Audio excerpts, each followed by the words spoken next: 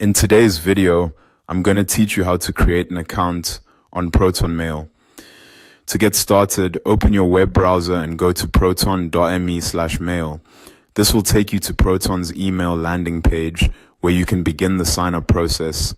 Once you're on the website, look for the option that says Create Free Account and click it. After the page reloads, you'll see several Proton plans.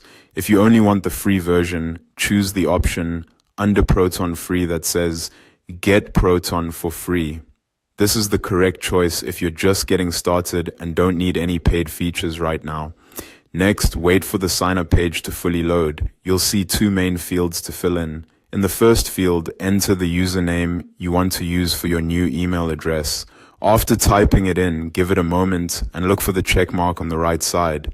That check mark confirms that the username is available. If it doesn't appear, you may need to try a different username. In the second field, enter the password you want to use for the account. Make sure it's something secure and memorable, since this protects access to your email. After entering your password, click the button to start using ProtonMail. At this point, a pop-up may appear offering a paid plan. If you want to stay with the free version, simply click No Thanks and continue. If a captcha appears, complete the task shown on screen and wait for it to verify. This step is just there to confirm that you're a real person and not an automated bot. Once that's done, Proton will continue creating your account. After the account creation process finishes, you'll be shown a recovery phrase.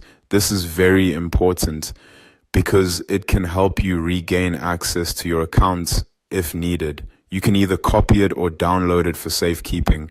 Be sure to store it somewhere secure. When you're ready, check the box confirming that you understand you may permanently lose access to your account if you lose the recovery phrase, and then click continue. You may then be given the option to edit your display name. This is the name that can appear when you send emails. Make any changes you want, then click continue again. Once that's done, you'll be logged into your ProtonMail account and ready to start using it. And that's it.